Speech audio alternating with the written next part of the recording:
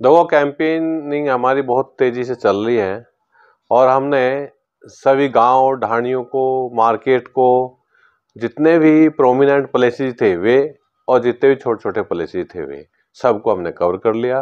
Door to door हम जा चुके हैं। हमने मेरी जो गारंटी है वो सबको दी जा चुकी है और गारंटियों को देख कर के, लोगों को पढ़ कर के समझ में आ रहा है कि कोई ऐसा व्यक्ति आया है पहली बार जो एक विजन के साथ और मिशन के साथ पार्टी में काम कर रहा है, यहाँ पर लोगों के बीच में काम कर रहा है। सर, आपकी जो गारंटी है वो कौन कौन सी गारंटी है और किस तरह से काम करोगे उनके ऊपर? देखिए, सबसे बड़ी मेरी जो गारंटी है वो गारंटी है इसको ओवरऑल विकसित करने की, क्योंकि जितनी भी मेरी 10 गारंटियां हैं वो सब उसी तरफ लेकर के जाती है। पहली जैसे मेरी गारंटी है कि भाई हम एक परमानेंट वहाँ एक ऑफिस रखेंगे अपने विधानसभा में, ताकि डे टू डे की जितनी भी समस्याएं हैं उनको हम रोजाना सोल्व कर सके और आगे हमें क्या क्या एक्शंस लेना है वो हम ले सके। क्योंकि अगर हमारे पास ऑफिस ही नहीं होगा तो वहाँ के हमारे जो लोग हैं, जो परेशान हैं, वो कहाँ जाएंगे? या कुछ लोगों के अपने सजेशंस होते हैं, कुछ सुझाव होते हैं, तो इसलिए एक परमानेंट ऑफिस होना बहुत जरूरी है, जबकि दूसरी पार्टी का कोई परमानेंट ऑफिस नहीं है। इसलिए लोग क्या भटकते रहते हैं। तो सबसे पहले मेरी ये गारंटी है कि भाई मैं वहां पर अपना एक परमानेंट ऑफिस रखूंगा। दूसरी जो मेरी गारंटी है वो ये है कि ये पूरा का पूरा जो क्षेत्र है ये पानी के अभाव से ग्रसित है और पानी के अच्छे प्रबंधन के लिए हम जैसे जैसे भी और जहां जहां से भी हमें सोर्सेज मिलेंगे हम इसको डेवलप करेंगे और इसको इतने अच्छे पानी के सोर्सेज डेवलप कर देंगे कि लोगों को चाहे खेती के लिए पानी चाहिए, चाहे पशुओं के लिए या पीने के लिए, वो पर्याप्त मात्रा में होगा। तीसरी जो मेरी गारंटी है वो किसानों से संबंधित है। ये पूरा का पूरा एरिया एक रूरल एरिया है और यहाँ से किसानी बहुत ज़्यादा है। यहाँ पशुपालन का काम भी है, खेती है, सब्जियां हैं। लेकिन मैं देखता हूँ कि यहाँ पर जो सब्जियां हैं वो यहाँ मंडी में लाई जाती है जयपुर में, और उनको उनका उचित दाम नहीं मिलता, फिर लाने जाने में भी बड़ा खर्च होता है। तो मेरा उद्देश्य ये है कि यहाँ पर एक बड़ा मंडी यार्ड होना ही चाहिए, क्योंकि उनके उचित मूल्य को अगर हम बात करें कि आजकल हर चीज़ की बहुत ज़्यादा कॉस्टिंग आती है और अच्छा मूल्य नहीं मिलेगा तो किस तरह से कॉस्टिंग निकलेगी वो। तो एक सब्जी यार्ड, सब्जी मंडी यार्ड हम यहाँ बनवाएंगे, निश्चित रूप से बनवाएंगे।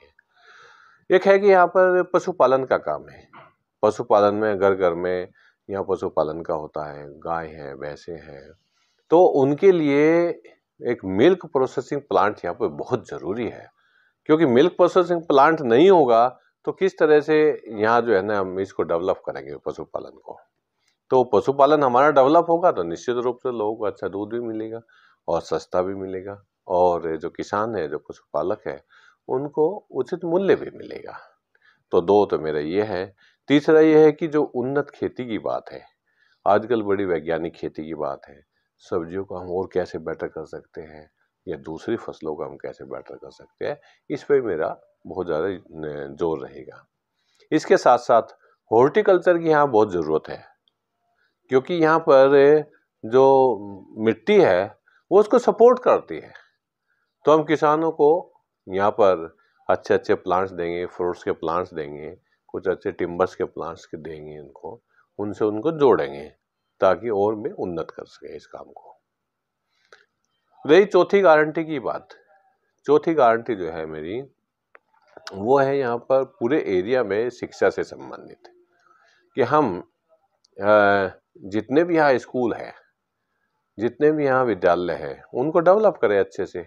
बल्कि देखने में तो यह है कि स्कूल तो जरूर है, करीब करीब सभी गाँव में, सभी पंचायत लेवल पे स्कूल है, लेकिन उनकी हालत कुछ को छोड़ करके बहुत खराब है और वहाँ पर बच्चे भी ज़्यादा नहीं जाते।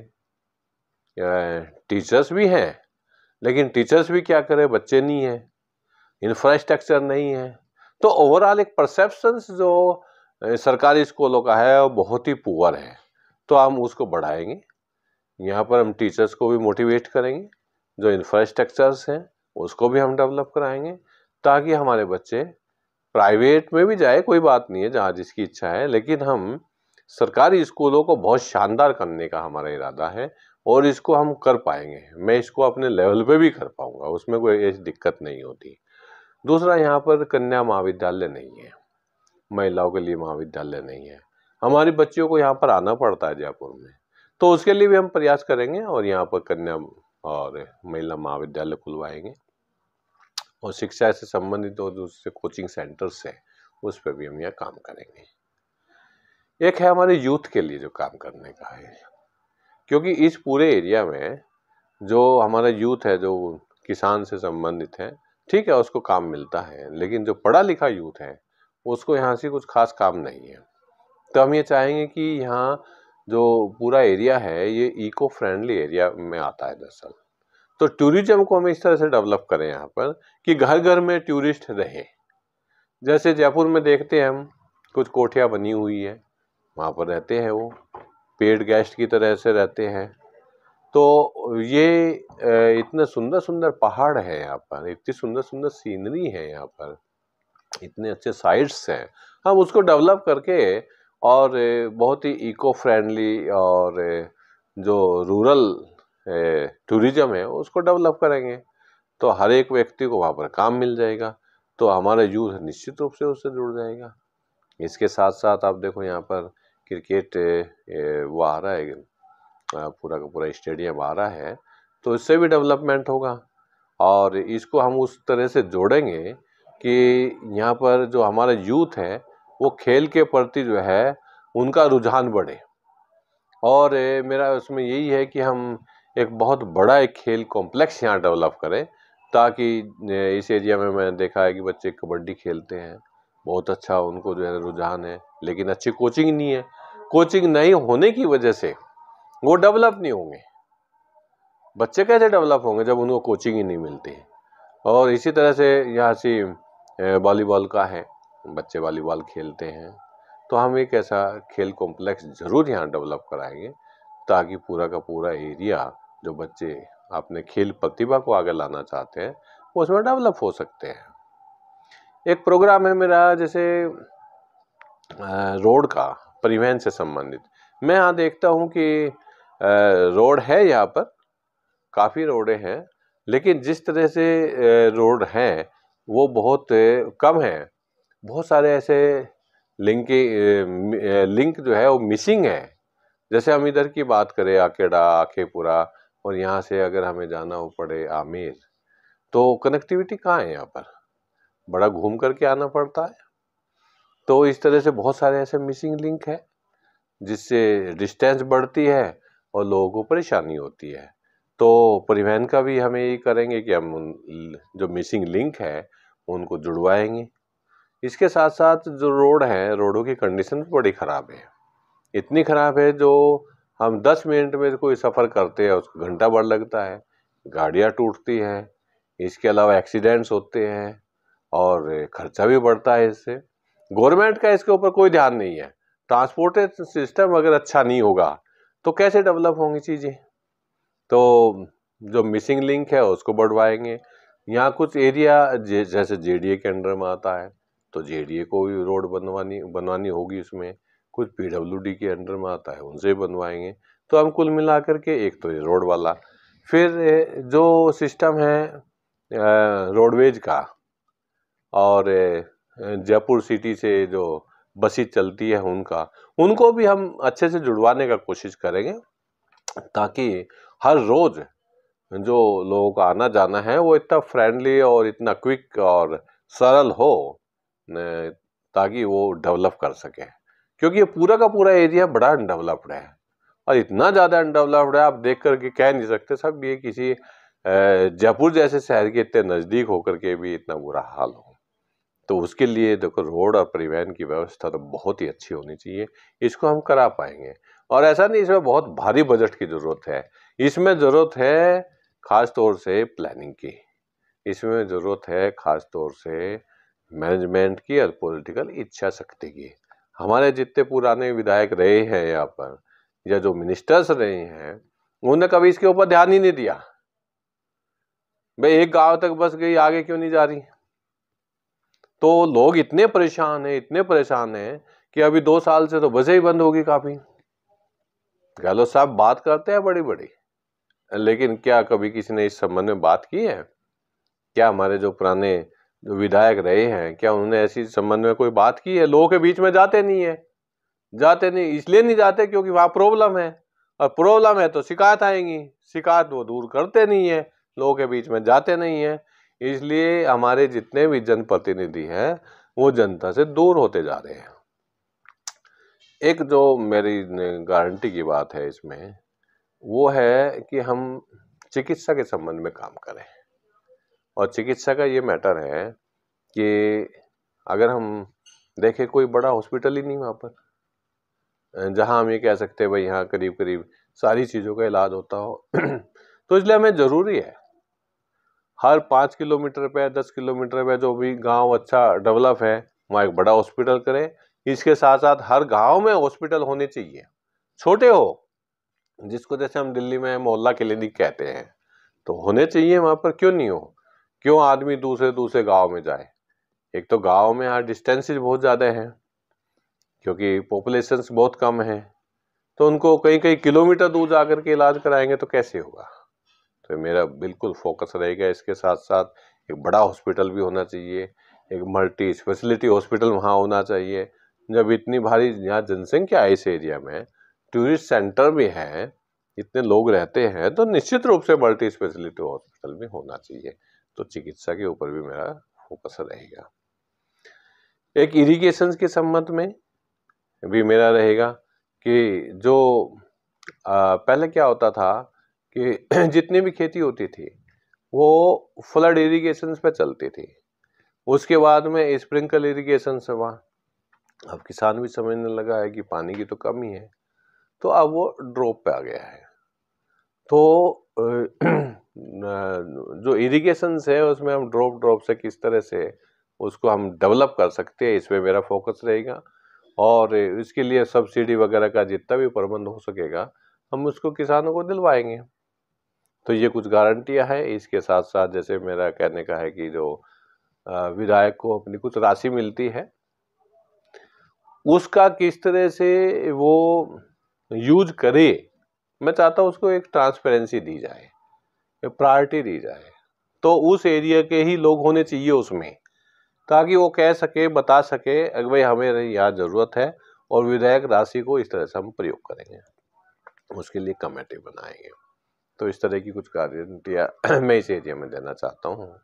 और जो एक बहुत बड़ी ज्वलंत समस्या है, मैं उसका अभी लास्ट में इसलिए लेकर के आया हूँ क्योंकि वो इतनी बड़ी समस्या है, वो है सेवापुरा का कचरा यार्ड की, और दूसरा है मानपुरा माचेड़ी का, जो वहाँ उद्योग लगा हुआ है रिको एरिया में, उसका चमड़े का। ये दो समस्या इतनी भारी है कि लोग कई बार आंदोलन कर चुके हैं लेकिन कोई सक्सेस उनको मिली नहीं है। और मैं जहां भी जाता हूं लोग शिकायत करते हैं, हम इनको हटवाएंगे। हटवाना इसलिए जरूरी है क्योंकि ये घनी आबादी के एरिया में है, इससे करीब 20 गांव प्रभावित होते हैं हमारे, ये जो सेवापुरा वाला है। लोग बहुत परेशान हैं, मैं समझ में नहीं आता, ना तो या विधायक को ध्यान देता है ना सरकार ध्यान देती है। तो लोगों की स्वास्थ्य से खिलवाड़ कर रहे हैं ये लोग। हम कराएंगे इसको, लीगली भी इसको हम कराएंगे। हम जो है ना नेशनल जो ग्रीन ट्रिब्यूनल है उसमें भी हम केस लेकर के जाएंगे और मुझे उम्मीद है कि वहाँ हमें सक्सेस मिलेगी। इसी तरह से मानपुरा माचेड़ी में जो रिको एरिया में पूरा का पूरा जो एरिया बना हुआ है वो दरअसल एक तरह से चमड़े के संबंध में था, लेकिन वो ऐसा नहीं था कि वो वहाँ गंदगी करेगा या वहाँ से पोल्यूशन होगा। लेकिन अब जो स्टैंडर्ड थे उसको फॉलो किया नहीं गया, फॉलो नहीं किया तो दुर्भर हो गया लोगों का। और जो लोग वहाँ से गुजरते हैं, इवन हाईवे से जो लोग गुजरते हैं उनको भी महसूस होता है यार कोई यहाँ से ऐसा बड़ा प्लांट है जो इतनी ज्यादा बदबू दे रहा है, इतना ज्यादा पोल्यूशन कर रहा है, तो उसको भी हम हटवाएंगे। क्यों नहीं हटा सकते? अगर कोई प्लांट पब्लिक के लिए नुकसान का है, उनकी हेल्थ को खराब कर रहा है, तो क्या वो हटा नहीं जा सकता? बेशक गवर्नमेंट ने उसको एस्टेब्लिश कराया हो, उससे क्या फर्क पड़ता है भाई। जीवन से बड़ी तो कोई चीज होती नहीं दुनिया में, कहीं दूसरी जगह एस्टेब्लिश हो जाएगा, लेकिन लोग थोड़े ही वहां से गांव छोड़ करके जाएंगे।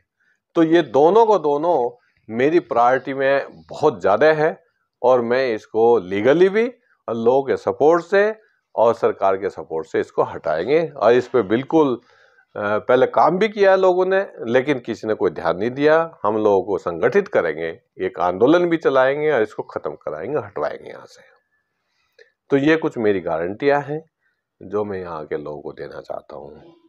इसके अलावा कुछ और कई छोटी छोटी गारंटियां भी मैं हालांकि इसमें अपनी दी नहीं है, लेकिन प्रॉब्लम्स हैं भाई। हम जो है एक परमानेंट वहाँ पर एडीजे कोर्ट खोले, क्योंकि लोगों को डोर जस्टिस मिलना चाहिए। एडवोकेट्स के लिए जैसे चैम्बर्स नहीं है वहाँ पर, वो भी हम कराना चाहते हैं। जो टूरिस्ट है वहाँ पर, उनके लिए भी कोई अच्छी जगह नहीं है वहाँ बैठने के लिए। लिटिगेंट सेल्स नहीं है वहाँ पर।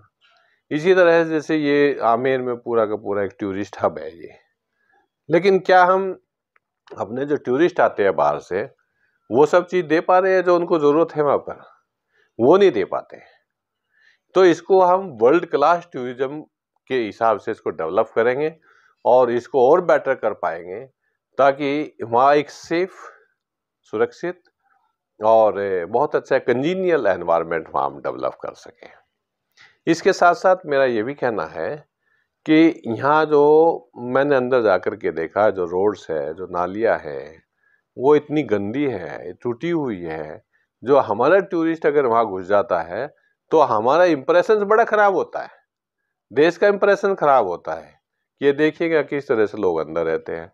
तो पूरा का पूरा जो एरिया है आमेर का, चाहे वो मानपुरा माचेडी से लेकर के रायथल तक का है, उसको हम एक टूरिस्ट हब की तरह से ही डेवलप कराएंगे और बहुत शानदार कराएंगे। प्लांटेशंस के भी लिए हम यहाँ काम करेंगे, क्योंकि मैं खुद इतना